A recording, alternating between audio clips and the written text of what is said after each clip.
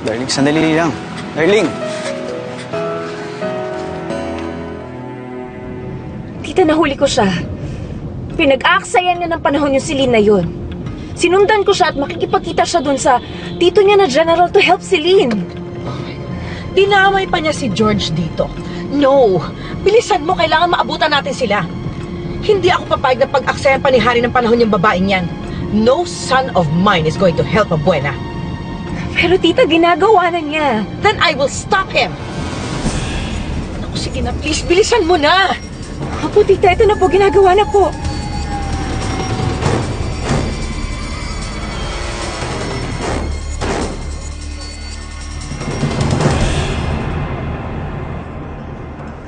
Tito, maraming salamat po sa pagtulong niyo sa akin, ha.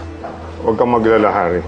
I will put my best man on it. Madali nating makahanap ang kaibigan mo. You will do no such thing.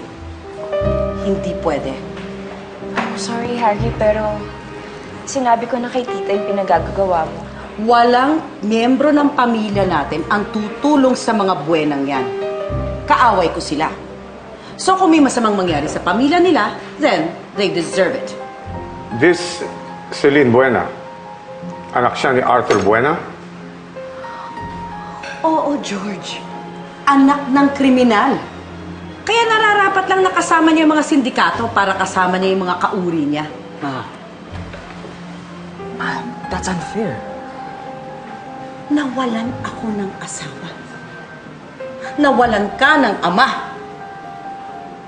Hindi mo sila tutulungan. I forbid it.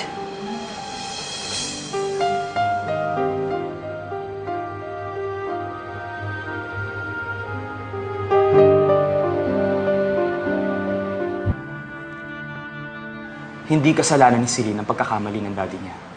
Ngayon ko lang na-realize yun. Mabuti siyang tao. Mapagmahal sa pamilya. At higit sa lahat, mahalaga siya sa akin. Manluloko siya, Harry. Nakalimutan mo na ba yung ginawa niya? She committed fraud sa kumpanya natin. Iris, nagipit lang siya. Kaya niya nagawa yun. Pero imbes sa tulungan ko siya, mas lalo ko siyang ginipit. Kaya ako yung mali. Ngayong hawak siya ng mga sindikato, gagawin ko lahat para mabawi siya. And this time, tutulong ako. Don't worry, Harry. I'm with you. Tito, salamat po. Pati ba naman ikaw? Kukunin ng mga buwena sa akin. Alam mo kung paano ako nadurog nung magpakamatay ang daddy mo nang dahil sa kanila. Pati ako, gusto ko na rin mag-suicide pero hindi ko yung ginawa dahil sa'yo. Pero kung pati ikaw, mawawala sa akin, hindi ko nakakayanin. Mahal kita. I will always be your son. Hindi kita iiwan. I will always care for you. But I love Celine too. Sana maintindihan mo yun. Ginagawa ko lang kung ano yung tama. I hope she dies.